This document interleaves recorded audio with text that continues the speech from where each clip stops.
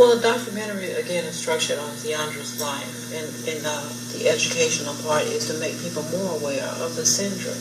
Because, as she said before, she's been bullied around, she's been talked about, picked at, laughed at, and everything. And we want to bring this awareness to the public.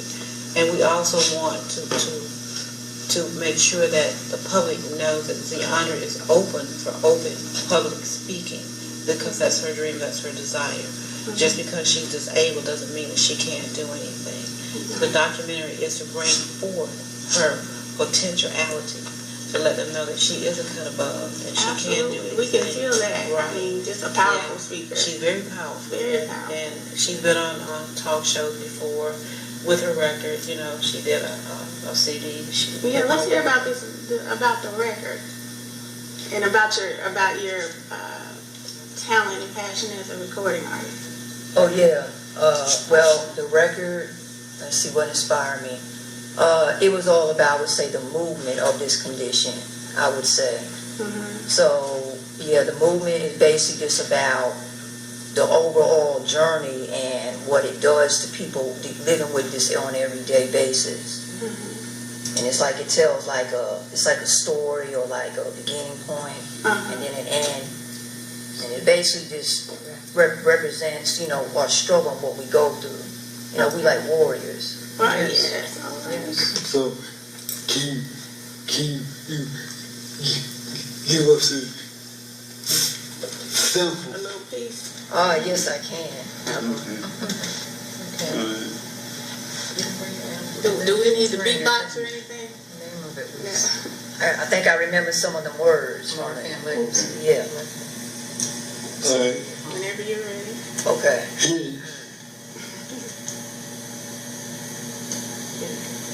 Okay, this is our Marfan legacy.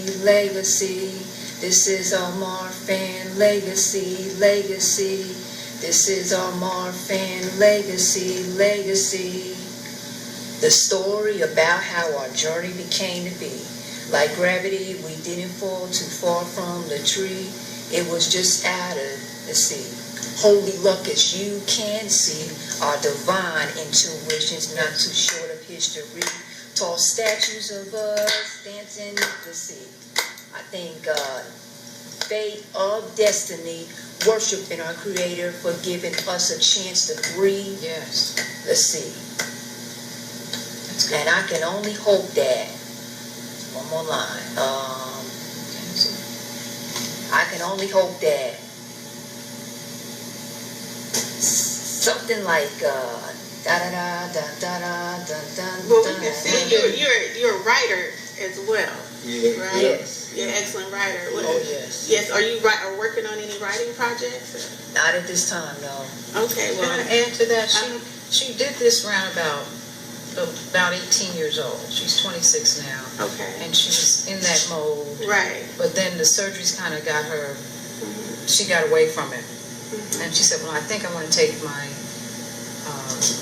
talents in a different direction. And she said, I'd rather be a spokesperson than actually just making records and writing them. But that will never be forgotten. She wrote her legacy there. Oh, there's some seeds planted. And if I could make a suggestion, I would say write, continue to write a book and speak and offer your book, to the community as you speak as well.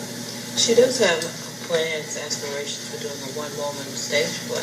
Oh my goodness. So we're going to work on that next. We're going to do the script together, her mom, herself, and myself. Okay. Well, tell us about your production company.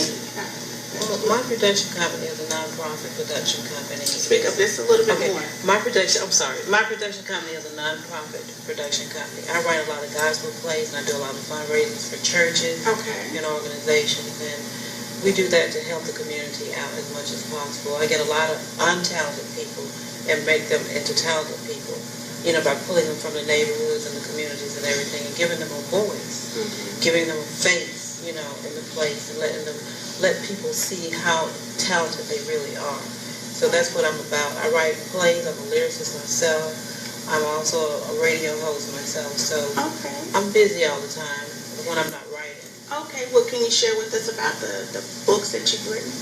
Well, the books that I've written, one is called Joe Bleen, A Woman of Strength. I did a play about that. You said Joe Bleen. Joe Bleen. A Woman of Strength. A Woman of Strength. Okay. And that was a gospel play written about, it was a true story about a woman that was struggling with AIDS and doing a lot of drinking back then. She deserted her child. I won't give away the whole story.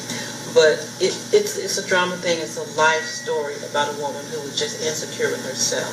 And she became a woman of the night and, had different things going on in her life with giving her child up for adoption, to her mom first. And then just walking away from life, period.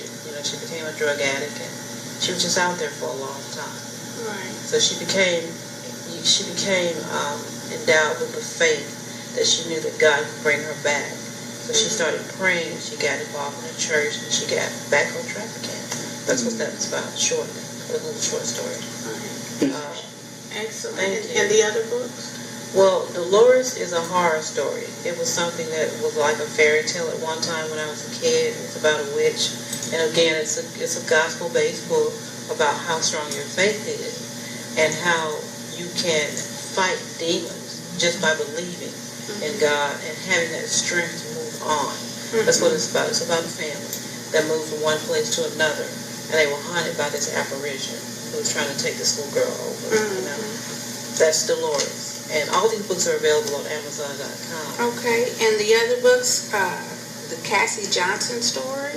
Cassie Johnson is about a woman who developed the AIDS virus.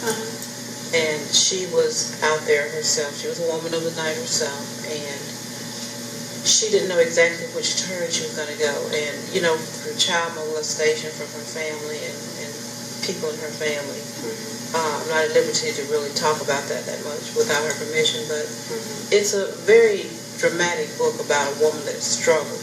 Again, she was a dope addict, and she contracted the AIDS virus.